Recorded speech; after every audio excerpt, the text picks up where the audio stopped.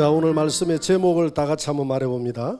천국을 꿈꾸는 자가 받는 고난. 자, 지난 주간에 우리가 35장까지 했죠. 오늘 37장, 36장을 건너뛰었습니다. 왜 건너뛰었느냐 하면 이제 35장에서 이삭이 이제 죽게 돼요. 헤브론에서 180세에 죽어서 그의 열조에게로 돌아가고, 이 헤브론에서 에서와 야곱이 아버지의 유업을 이어서 그 헤브론 땅에서 양을 먹이고 이렇게 같이 생활하다가, 야곱도 부자고 에서도 부자지 않습니까? 그래서 그곳에 거할 땅이 없는 거예요. 부족한 거예요. 마치 아브라함과 롯이 갈라서듯이 이제 이 두 형제가 갈랐습니다. 누가 떠나느냐 하면 당연히 에서가 떠나죠. 36장 8절에 보니까 이에 에서 곧 에돔이 세일산에 거주하니라. 그죠? 그리고 7절에도 두 사람의 소유가 풍부하여 함께 거주할 수 없음이라. 그래서 세일산이 어디냐면 여기거든요. 여기 한번 보세요. 여기 보면 이게 세일 산맥입니다. 그러니까 여기 애굽에서 여기 광야잖아요. 광야. 이스라엘 백성들이 여기가 길랏 라모스거든요. 여기에서 둘러서 이렇게 가려고 했는데 에돔에서 막았거든요. 막아가지고 이렇게 빙 둘러서 갔습니다. 여기가 바로 에스가 세운 나라가 에돔이라는 나라가 됩니다. 이 세일 산맥. 그러니까 에스는 산 사람이라 아주 산을 좋아해요. 그래서 이 세일 산의 높은 이 고지로 양떼들을 데리고 그의 가축들을 데리고 아버지의 이 헤브론, 지금 거주하고 아버지가 죽었던 이 헤브론 땅에서 떠나게 됩니다. 이게 떠나는 게 당연하죠. 그래야 이 가나안 땅은 하나님의 언약의 자손인 이 야곱에게만 이 땅이 주어지는 줄 믿습니다. 그렇게 해야 되는 거예요. 왜냐하면 하나님이 에서는 버리고 야곱은 사랑했다 그랬거든요. 그러니까 이 가나안 땅은 천국을 상징하기 때문에 이 지역을 에서가 떠나주는 게 맞아요. 그래서 36장은 에서가 떠나서 에서의 후손들이 이곳에서 번성하는 그런 족보들을 기록하고 있는 것이 36장입니다. 그래서 하나님의 언약의 밖의 사람이기 때문에 구태여 에서의 족보까지 우리가 알아볼 필요는 없고요. 그러면 에서 말고 야곱이 이제 36장을 거쳐서 37장에 하나님의 언약의 백성인 야곱이 나오기 때문에 아버지가 죽었던 이 헤브론에 야곱이 아버지의 유업을 이어서 여기서 정착을 한다, 정착을 했다, 이렇게 37장 1절은 시작하고 있습니다. 37장 1절을 한번 펼쳐보세요. 다 같이 시작. 야곱이 가나안 땅 곧 그의 아버지가 거류하였던 땅에 거주하였으니, 거류와 거주는 조금 다릅니다. 거류는 언제든지 이렇게 이동할 수 있는, 아버지는 언제든지 이동을 했어요. 그러나 이제 거주라는 것은 이제 구태여 이사를 가지 않고 그 지역에 정착을 했다 이 말입니다. 아주 정착을 했다 이 말이거든요. 그래서 야곱이 이 헤브론 지역에 아주 이제 정착을 했다 이 말입니다. 정착을 했는데 오늘 37장 3절을 한번 보세요. 다 같이 시작. 요셉은 노년에 얻은 아들이므로 이스라엘이 여러 아들들보다 그를 더 사랑함으로 그를 위하여 채색 옷을 지었더니, 자, 야곱의 사랑을 독차지하는 요셉입니다. 그래서 이 요셉을 가리켜서 우리 예수님의 모형이다 이렇게 이야기합니다. 이 채색 옷, 이 왕의 옷을 그의 모든 형제들 중에서 뛰어난 이름을 주사 예수님을 가장 하늘과 땅에 있는 모든 이름 위에 예수님을 뛰어난 이름을 준 줄 믿습니다. 왕의 옷을 입혔던 그 예수님의 모형이다. 아버지 예수님의 모형, 아버지의 사랑을 독차지했던 독생자 예수님의 모형이라는 것입니다. 자, 그러면 여기에서 왜 야곱이 요셉을 사랑했을까? 이렇게 사랑했을까? 첫째는 요셉을 낳을 때 야곱의 나이가 91세였어요. 그래서 90이 넘은 나이에 90 넘은 노년에 얻은 아들, 노년의 아들을 얻다 보니까 너무너무 사랑스러운 거예요. 그 다음에 두 번째, 그가 가장 사랑했던 누구의 아들입니까? 라헬의 아들이었기 때문에 누구보다 더 애착이 갔다는 것입니다. 그 다음에 세 번째로 라헬이 어린 아들을 두고 죽었다. 엄마 없는 아들이다 보니까 더 애처롭고 해서 채색 옷을 입어서 내가 너의 어머니의 사랑을 아빠가 배로 주었다, 이렇게 생각하면 되겠습니다. 그래서 아버지가 아들들 중에서 가장 사랑하는 아들이다 했거든요. 그래서 마태복음 3장 17절에 보니까 하나님이 예수님을 가리켜서 하늘로부터 그 침례받는 현장이죠. 소리가 있어 말씀하시되 이는 내 사랑하는 아들이요, 내 사랑하는 아들이요. 마태복음 17장에도 5절에 보니까 변화산상에 올라가서 하나님의 음성이 들릴 때 이는 내 사랑하는 아들이요, 내 기뻐하는 자다. 그래서 이 아들들 중에서 노년에 얻은 아들이므로 이스라엘의 여러 아들들보다 그를 더 요셉을 사랑했다 하는 것은 바로 요셉은 하나님의 사랑을 독차지했던 예수님의 모형이다, 이렇게 볼 수가 있어요. 그 다음에 37장 2절 한번 보세요. 다 같이 봅니다. 야곱의 족보는 이러하니라. 요셉이 17세의 소년으로서 그의 형들과 함께 양을 칠 때에 그의 아버지의 아내들 빌하와 실바의 아들들과 더불어 함께 있었더니 그가 그들의 잘못을 아버지에게 말하더라. 두 번째로 양을 잘못 치는 형들을 갖다가 누구에게? 아버지에게 뭘 합니까? 고자질하는. 자, 이것을 우리가 구속사적인 관점에서, 예수님이 이런 모든 이야기가 예수님이 자신에 대한 이야기라 그랬거든요. 그런 관점에서 보면 이 요셉은, 지금 형제들은 목자들 아닙니까? 목자는 정말 목숨을 다해서 양을 지키고 내 아버지의 양들을 사랑해야 되는데, 이 요셉의 관점에서 볼 때 형들이 아버지의 양들을 전심을 다해서 돌보지 않는 거예요. 그래서 아빠에게 가가지고 아빠, 저 형들이 아빠의 양을 진심으로 사랑하고 돌보지 않아요 하고 이렇게 고발을 했다 이 말입니다. 여러분, 야곱을 가리켜서 예수님의 모형이라고 하잖아요. 왜냐하면 야곱은 정말 양을 빼앗기면 다윗 내가 다윗을 방금 야곱이다 그랬죠? 야곱도 마찬가지예요. 야곱도 라반에게 그랬잖아요. 내가 외삼촌의 양을 잃어버리면 내가 어디든지 그 양을 쫓아가서 저 짐승들하고 싸워서 빼앗았고, 내가 잃어버리면 내 양으로 대처를 할 정도로 그 양에 대한 애착이 굉장히 책임감이 강했습니다. 다윗도 마찬가지죠, 그죠? 다윗도 막 쫓아가서 짐승하고 싸워서 빼앗았다 했잖아요. 이게 바로 예수님이 양을 사랑하는, 양을 위해서 자기 목숨을 버리는 예수님의 모형이거든요. 그런데 예수님의 관점에 예수님은 참 목자라고 했거든. 참 목자의 관점에서 볼 때 그 이스라엘의 종교 지도자들은 거짓 목자들이라. 지금 그래서 이 요셉은 그렇게 양을 사랑하고 그 양의 잘못된 것을 아버지에게 고발하는 그런 예수님의 모형이다. 예수님의 모형이라는 것이죠.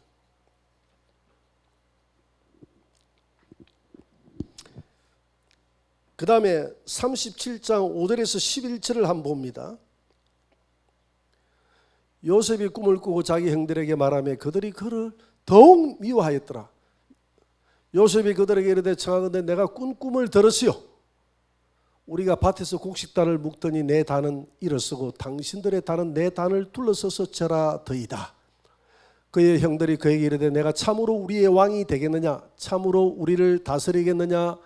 되겠느냐 하고 그의 꿈과 그의 말로 말며 그를 더 미워하더라. 요셉이 다시 꿈을 꾸고 그의 형들에게 말하여 이르되 내가 또 꿈을 꾼 해와 달과 11별이 내게 절하더이다 하니라. 그가 그의 꿈을 아버지와 형들에게 말하며 아버지가 그를 꾸짖고 그에게 이르되 내가 꾼 꿈이 무엇이냐? 나와 내 어머니와 내 형들이 참으로 가서 땅에 엎드려 내게 절하겠느냐? 그의 형들은 시기하되 그의 아버지는 그 말을 간직해 두었더라. 자, 꿈을 이야기하는 요셉. 꿈을 말하는 요셉입니다.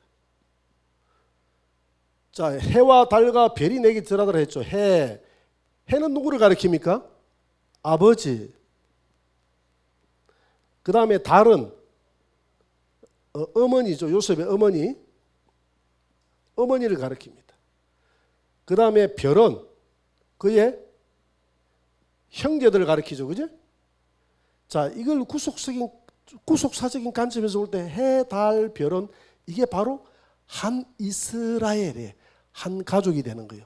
우리가 영적 새 이스라엘이 되는 줄 믿습니다. 하나님 나라에 가면 우리는 영적 새 이스라엘로 한 가족이 되는데, 그러면 이 해는 아버지에 해당하는 분이 누구냐 하면 예수님이라는 겁니다. 그 다음에 어머니는 누굽니까? 교회를 이야기하는 거예요. 우리 교회가 바로 예수님의 신부지 않습니까? 그래서 이 형제는 교회의 구성원인 성도를 말하는 거예요. 이들이 천연왕국 하나님 나라에서 한 하늘나라의 영적 새 이스라엘이 되어서 한 가족이 되는 줄 믿습니다. 한 가족이 되는 거예요. 자, 이걸 지금 요셉이 이야기하는데 이들이 전부 다 요셉에게 절하더라고 그랬어요. 요셉에게. 11곡식단도 요셉에게 절하고요. 그리고 요셉은 누구의 모형이다 그랬죠?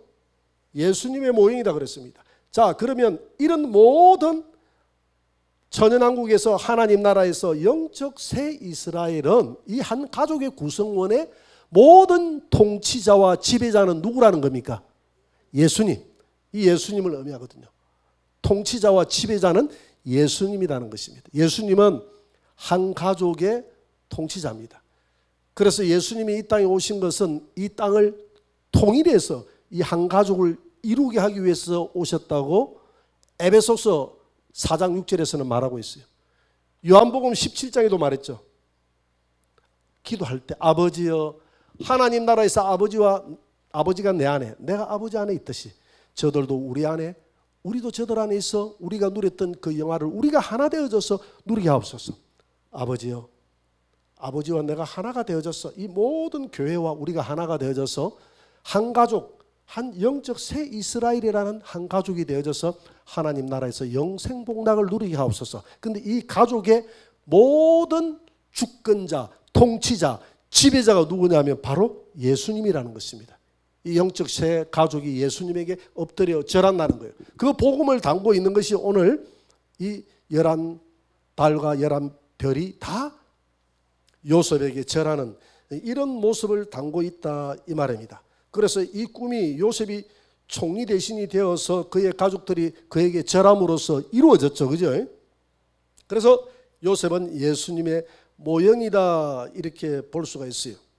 그 다음에 네 번째로 창세기 37장 14절을 한번 봅니다. 다 같이. 이스라엘이 그들에게 이르되 가서 내 형들과 양떼가 다 잘 있는지를 보고 돌아와 내게 말하라 하고 그를 헤브론 골짜기에서 보내니 그가 세겜으로 가니라. 요셉이 뭘 잘합니까? 고자질을 잘하니까 아버지가 요셉을 사랑하사, 요셉은 지금 이때 나이가 17이다 그랬거든요. 17이면 다 컸어요. 양떼를 맡길만 한데 그냥 사랑해가지고 집안 일 돌볼 수 있도록 요셉을 두고 형들은 다 내보냈는데 그 형들을 어디까지 갔느냐 하면 세겜으로 요셉을 보냈다 그랬거든요. 헤브론에서. 그러니까 형들이 엉뚱한 짓 하지 않고 그 양 잘 먹이고 있는지 너 갔다 와서 내한테 보고해 이 말이거든요. 그러니까 그냥 요셉이 기분 좋게 이제 형들이 있는 곳을 간 겁니다. 그러니까 헤브론에서 어디까지 가느냐 하면 세겜까지 갔다 했잖아요. 여러분 세겜이 여기거든요. 세겜까지 이렇게 올라갔어요. 이렇게 올라갔습니다. 갔는데 가보니까 세겜에 없어. 주변 사람들에게 우리 형들이 여기 양떼 먹이러 왔는데 어디로 갔죠? 라고 물어보니까 이 주변에 있는 사람들이 도단으로 간다는 이야기를 들었다. 그러니까 여기서 이제 풀이 이제 다 먹고 나니까 이 유목민들은 이동하잖아요. 이 도단이라는 곳으로 가서. 도단이 여기거든요. 도단.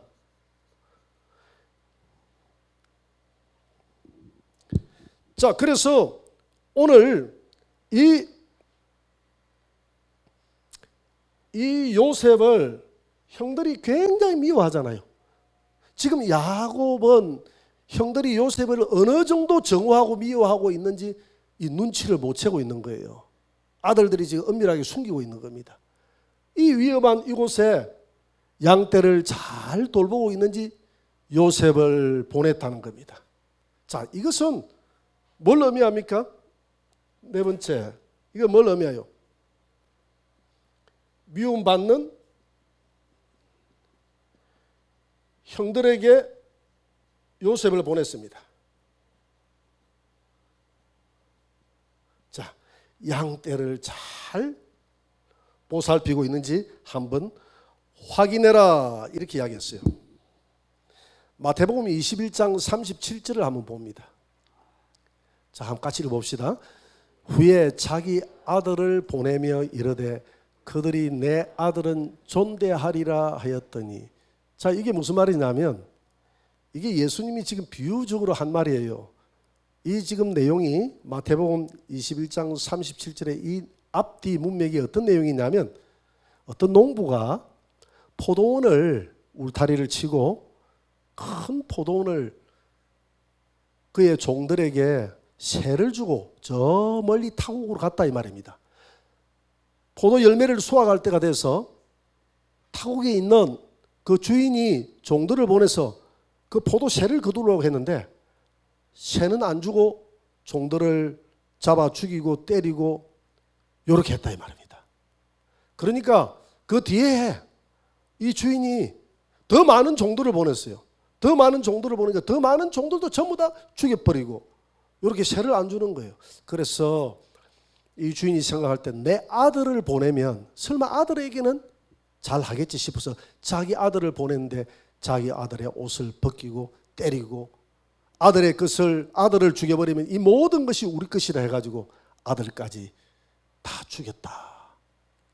이게 바로 무슨 이야기냐 하면 바리새인들과 서기관들과 이 땅의 종교 지도자들에게 한 말이거든요. 하나님이 구약의 수많은 선지자들을 보냈지 않습니까? 종교 지도자들에게 보내서 그 제사장들이, 그 땅에 있는 서기관들이, 그 땅에 있는 많은 사람들이, 많은 제사장과 대제사장들이 얼마나 이 이스라엘의 내 양떼들을 잘 돌보고 있는가 싶어서 선지자들을 보냈는데 그 선지자들의 말을 듣지 않고 때려잡아 죽였어요. 선지자들 다 죽였잖아요. 그래서 아들을 보냈다는 겁니다. 아들 독생자 예수님을 보냈는데 예수님 아시도 이 채색 옷을 벗기고 예수님 아시도 십자가에 달려 죽여버리는 게 누가 죽였느냐 하면 이스라엘의 종교 지도자들이 죽였다는 거예요. 이 비유를 지금 그 바리새인과 그 종교 지도자들에게 지금 예수님이 하는 거예요. 그 내용이거든요. 그래서 하나님은 이 미움받는 이 땅에 있는 먼저 와 있는 그 종교 지도자들에게 우리 예수님을 보낸 것입니다. 그 목자들에게 예수님을 보낸 겁니다. 예수님을 보내서 직접 그 하나님의 아들이 와서 무화과 나무에게서 무슨 열매를 구하려고 갔다가 입만 무성하고 열매가 없으니까 무화과 나무를 쳐주해 버리잖아요. 그게 뭡니까? 아무런 새를 줄 게 없어. 얼마나 그냥 그 양떼들의 젖을 그냥 빨아먹어 버렸든지 수확이 없는 거예요. 잘못 키웠다는 것이죠. 이스라엘 백성들이 그 종교 지도자들이 자기의 배만 채우고 그냥 그 포도원, 이스라엘이라는 포도원을 영적으로 살찌워야 되는데 아무런 이스라엘 백성들에게 열매가 없는 우상만 섬기고 하나님을 섬기고 하나님의 백성으로 만들지 않는 이들의 악함을 보고 하나님이 농부 대신 하나님이 나중에 재림하에 올 때 이 땅을 그들을 심판한다는 것입니다. 그래서 미움받는 형들에게 보냈다는 것은 저들이 얼마나 내 양떼들을 잘 돌보고 있는지 보냈다는 것은 바로 우리 하나님이 그의 아들 예수님을 이 땅에 내 양떼들을 얼마나 잘 돌보고 있는가를 보냈다는 하나의 구속사적인 어떤 예수님을 상징하는 모습을 보여주고 있다는 것입니다. 그 다음에 창세기 37장 23절을 한번 봅니다. 다 같이 시작. 요셉이 형들에게 이르매 그의 형들이 요셉의 옷 곧 그가 입은 채색 옷을 벗기고 그 다음 구절 한번 봅시다. 그 다음 구절 다 같이 채색 옷을 벗기고 그를 잡아 구덩이에 던지니 그 구덩이는 빈 것이라 그 속에 물이 없었더라. 마태복음 21장 38절을 한번 봅니다. 다 같이 시작. 농부들이 그 아들을 보고 서로 말하되 이는 상속자니 자 죽이고 그의 유산을 차지하자. 이 형제들이 이 동생을 갖다가 그냥 옷을 벗기고 잡아 죽이려고 이 구덩이에 던졌다 이 말입니다. 창세기 37장 28절을 한번 봅니다. 다 같이 시작. 그때에 미디안 사람 상인들이 지나가고 있는지라 형들이 요셉을 구덩이에서 끌어올리고 언 20에 그를 이스마엘 사람들에게 팔매 그 상인들이 요셉을 데리고 애굽으로 갔더라. 자, 이 모습은 언 30냥의 그 예수님을 팔아버리는 그런 어떤 모습을 연상하게 됩니다. 이 언 20냥에 팔았다고 그랬거든요. 당시에 노예들을 팔 때 20살 이하는 20냥, 20살 이상은 30냥에 팔았어요. 그렇게 요셉이 이때 나이가 17살이기 때문에 20냥에 거래가 됐는데 오늘 이게 좀 헷갈리는 게 오늘 28절에 보니까 미디안 사람 상인들이 지나가고 했는데 요셉을 판 것은 28절에 보니까 20에 그를 이스마엘 사람들에게 팔았다 이렇게 돼 있잖아요. 그래 안 그래요? 여러분 성경을 한번 보세요. 37절 28절 미디안 사람이 지나간데 요셉을 판 것은 은 20에 이스마엘 사람들에게 팔았다 돼 있는데 또 36절에 보니까 미디안 사람들은 그를 애굽에서 바로의 신하 친위대장 보디발에게 팔았다. 또 보디발에게 데려가서 판 사람은 누가 팔았다고 돼 있죠? 미디안 사람들이 팔았다라고 돼 있어요. 돼 있고 또 39장 1절에 보니까 하반절에 보니까 이스마엘 사람의 손에서 요셉을 샀다. 보디발이 요셉을 샀다 이렇게 돼 있거든요. 이 이스마엘이 샀다. 또 이스마엘에게서 샀다. 미디안에게서 샀다 이렇게 돼 있잖아요.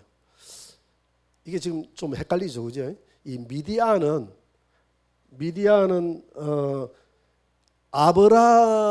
아브라함이 노년에 얻었던 그의 첩 그두라에게서 태어난 넷째 아들이 미디안입니다. 그리고 이 이스마엘은 누구의 아들입니까? 하갈의 아들이에요.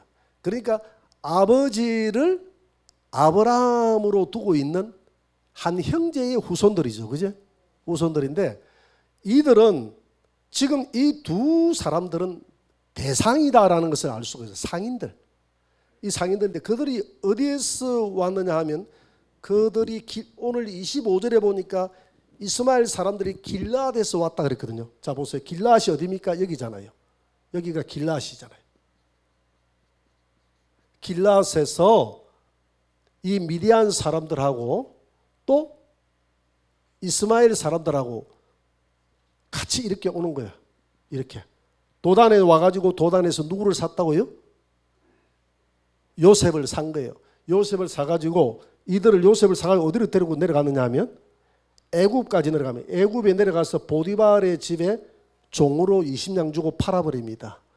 그러면 여기에서 이스마엘이 샀다라고 해가지고 또 미디안이 팔았다 또 이스마엘이 팔았다 이렇게 막 헷갈리게 돼 있는데 이건 이 창세기를 기록했던 저자가 이걸 크게 중요시하지 않았어요. 왜냐하면 당시에 이스마엘과 이 미디안은 같은 아버지를 두었던 한 형제로서 같은 대상이었기 때문에 당시에 애굽은 최고의 전 세계의 가장 큰 무역이 번성한 지역이었어. 지금으로 이야기하면 중국, 하나의 미국 같은 그런 시장이었어요. 모든 시장이 여기서 형성이 됐거든요.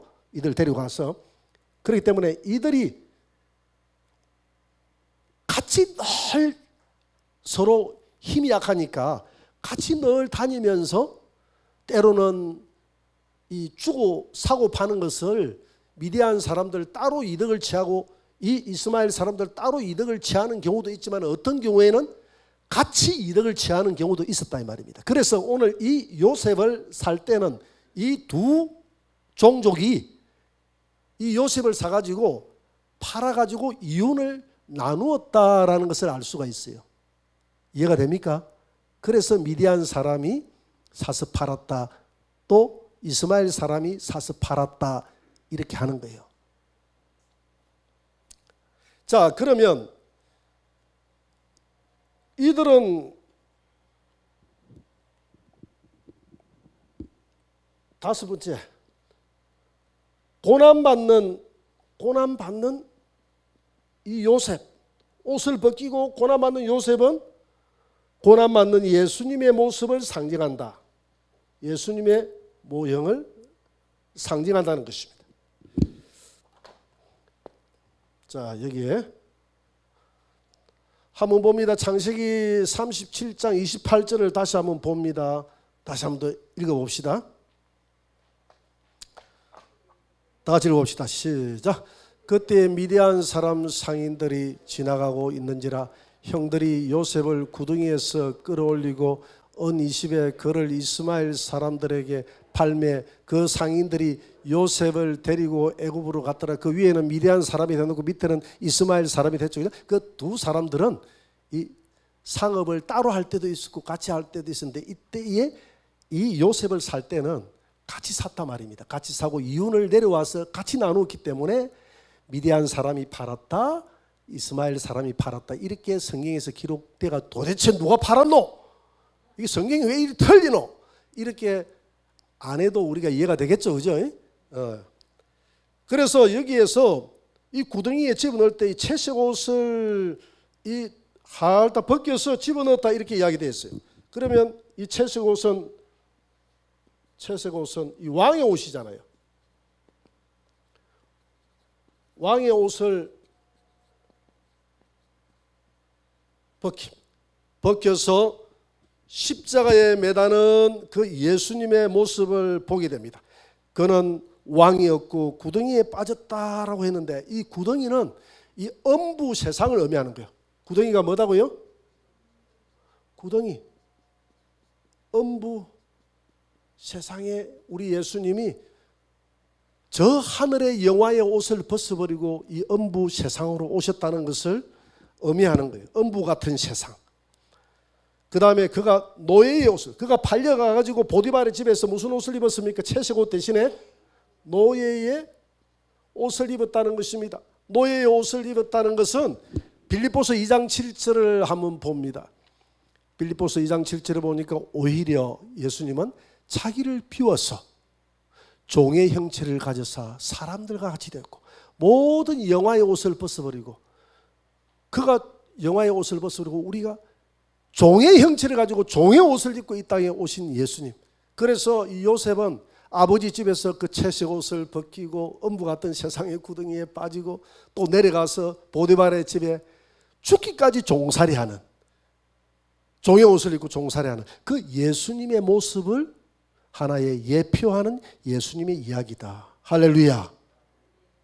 자, 이런 모습을 통해서 결국은 나중에 이제 요셉이 그 영화의 자리에 앉아서 만왕의 왕으로서 영화의 자리에 앉아서 그의 형들이 처음부터 엎드려 절하는 것으로서 해피엔딩으로 끝나는데 이게 정말 성경에 있는 이 요셉의 이야기만큼 정말 멋지고 정말 드라마틱한 이런 이야기가 없잖아요, 그죠? 그래서 모든 드라마라든지 이런 그 성서 만화라든지 또 주일학교 한다든지 하면 요셉의 이야기 참 많이 하잖아요. 인장 반지를 끼고 모든 왕은 허울뿐이 왕이지만은 실제 이 요셉이 애굽의 왕이 되어져서 그의 형들을 다스리는 이런 모습이 결국은 구속사적으로 볼 때 이 땅에 이렇게 고난 가운데 자기의 옷을 다 벗기지만은 자기의 영화를 나중에 회복해서 우리 하나님의 아들의 영화를 회복해서 이 땅의 만왕의 왕으로서 자기 백성들을 다스리는 그런 예수님의 모형을 담고 있다 이 말입니다. 자, 오늘 이 요셉의 순수한 모습만 놓고 본다면 경건한 성도들은 고난을 받는다는 겁니다. 고난을 받는다. 경건하게 살고자 하면 할수록 고난을 받는다. 갈라디아서 4장 28절을 한번 봅니다.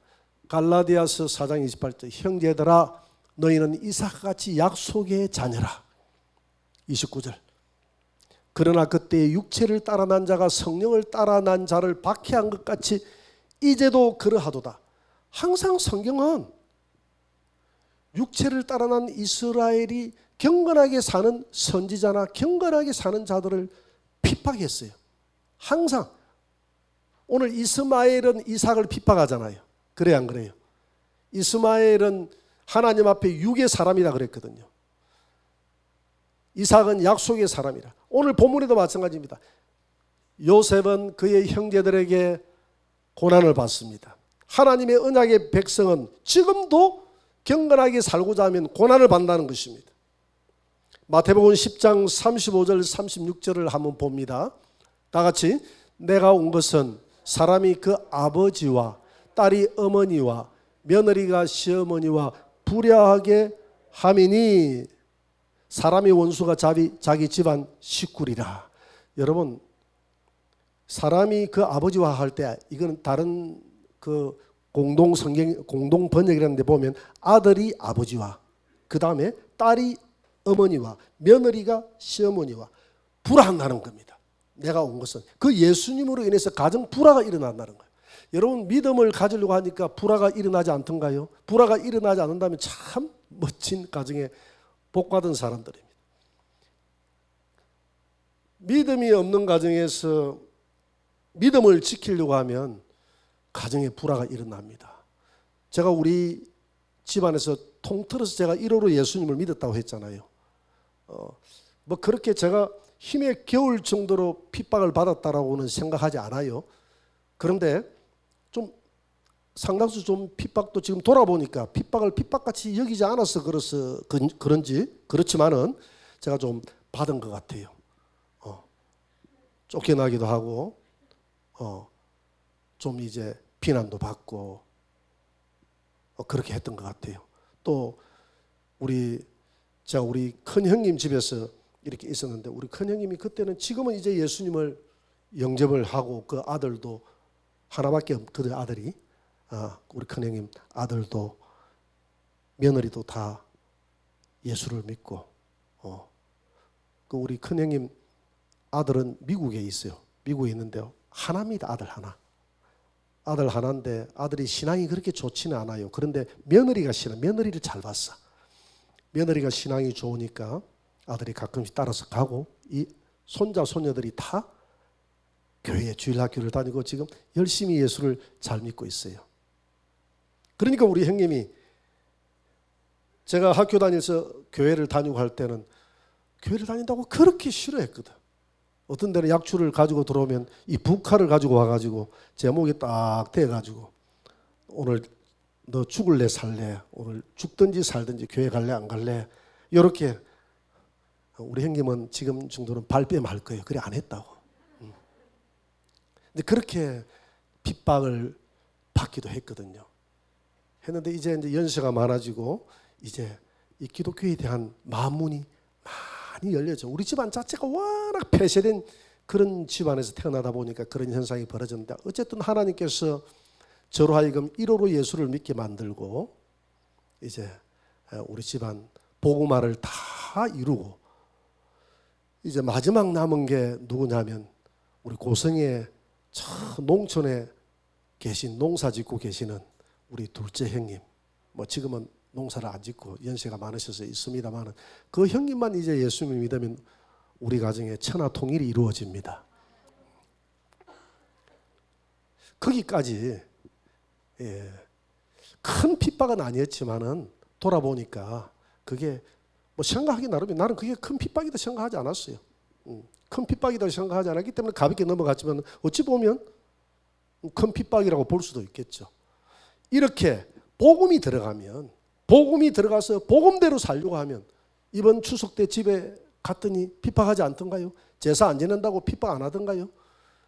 복음대로 살려고 하면 성도들이 핍박을 받아요. 직장 생활을 하면서도 핍박을 받고, 이 복음대로 살려고 하면 경건한 성도들은 핍박을 받게 되고 가정 불화가 일어날 수밖에 없고, 내 원수가 내 집안 식구가 원수가 된다 그랬잖아요. 왜냐하면 천국 가려고 해도 주일학교 아이가 교회에 나오는데 엄마가 못 가게 막아버려요. 그러면 원수가 누구예요? 지옥 가게 만드는 원수가 자기 엄마잖아요. 그래요, 안 그래요? 못 가게 만드는 거예요. 또 아내가 교회 가려고 하면 못 가게 만드는 사람이 남편이야. 그러면 영적으로 볼 때 내 원수가 남편이 될 수가 있잖아요.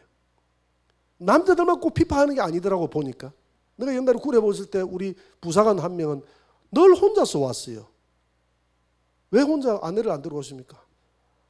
내가 교회 다닌다고 우리 아내가 나를 얼마나 핍박하든지 나오기가 어려웠어요. 그 여자들도 또 남자가 교회 나가는 걸 이렇게 또 핍박하는 사람도 있더라고요 보니까. 그래서 그 집안 식구들이 경건하게 하나님의 길을 걸어가려고 하면 이렇게 내 집안 식구가 원수가 된다 이렇게 했거든요. 영적으로 볼 때 원수가 된다는 겁니다. 뭐 그분이 우리가 일반적으로 볼 때 무슨 원수겠습니까? 그러나 영적으로 볼 때 내 구원을 빼앗아가니까, 천국 가야 될 나를 끄집어내서 지옥 보내니까 그게 영적으로 볼 때 얼마나 큰 원수입니까? 그렇잖아요. 제가 아는 사람은 예수를 믿고 제사를 안 지냈어요. 제사를 안 지내니까 자기한테 그러더라는 거예요. 너 제사 안 지내면 우리 집안의 유산을 너에게 못 준다. 자기 밑에 동생하고 자기하고 있는데 못 준다고 그랬대요. 아버지, 저 안 받아도 좋으니까 제발 저 집에 왔을 때 제사 지내라고 하지 마세요. 나는 오직 예수님만 믿고 나는 천국이 있음을 믿기 때문에, 하나님이 이거 싫어하기 때문에 나는 이 길을 가야 됩니다. 이렇게 했다는 거예요. 설마 아버지가 안 준다고 해서 설마 했는데 진짜로 안 주더라는 거예요. 안 주고 동생에게 모든 그 재산 등기를 동생에게 다 해버렸어. 무정한 아버지죠. 이런 경우들이 허다합니다. 그래서 동생도 밉더라는 거예요. 왜? 아버지가 설사 그렇다 한다 하더라도 그걸 혀가 나눠야지. 아싸! 이래가지고 그걸 싹 아도 다 해가는. 아도가 표준어입니까? 그 동생도입니다. 그래서 그냥 하나님 앞에 감사함으로 받아들였다는 거예요. 이게 무슨 소용이 있으랴? 내가 이것 때문에 영생을, 저 천국을 내가 빼앗겨서 되겠는가? 그래서 그 모습을 바라보는 아버지도 불쌍하고 그 동생도 불쌍하고, 동생 그 재수 씨도 불쌍하고 모든 사람들이 불쌍한데 본인들은 행복해야 할지 모르지만 자기가 볼 때는 너무너무 그 영혼이 불쌍하다는 것입니다. 마태복음 10장 22절입니다. 다 같이 시작. 또 너희가 내 이름으로 말미암아 모든 사람들에게 미움을 받을 것이나 끝까지 견디는 자는 구원을 얻으리라. 여러분, 믿음을 똑바로 요셉처럼 경건하게 살고자 하면 이렇게 미움을 받을 수가 있어요. 베드로전서 4장 13절 한두 구절만 더 찾아보고 우리 마치도록 합시다. 오히려 너희가 그리스도의 고난에 참여하는 것으로 즐거워하라. 이는 그의 영광을 나타내실 때에 너희로 즐거워하고 기뻐하게 하려 함이라. 고린도후서 4장 17절 마지막으로 한번 봅시다. 고린도후서 4장 17절 다 같이 우리가 잠시 받는 환난에 경한 것이 지극히 크고 영원한 영광에 중한 것을 우리에게 이루게 함이니, 환난에 경한 것이라 우리가 잠시 이 땅에서 받는 그거 가벼운 것이다 이 말입니다. 거기에 비해서 하늘의 영원한 상급은 중한 것이다. 이 말은 무거운 것이다. 너무나 큰 것이라는 겁니다. 여러분, 이 땅에서 우리 성도들이 오늘 꿈꾸는 자가 받는 이 핍박이지 않습니까? 우리가 하나님 나라의 천국의 꿈을 우리 꾸는 자들 아닙니까? 우리가 요셉과 같이 천국의 꿈을 꾸고 하나님 나라의 꿈을 꾸고 그렇게 살아가는 저와 여러분들, 요셉의 후예들, 남은 자손들, 이 믿음을 바로 지키려고 하는 저와 여러분들은 항상 꿈과 함께 핍박이 따라온다는 것이죠. 그러나 그 핍박을 두려워하지 말라. 내가 짊어져야 될 나의 십자가를 감사함으로 짊어지고, 우리 하나님께서 영화의 면류관으로 요셉에게 씌워줬듯이 영화의 면류관으로 저와 여러분들에게 씌워지는 그날을 바라보면서 인내하며 여러분들의 사명을 감당하는 저와 여러분들 되시기를 주의 이름으로 축원합니다.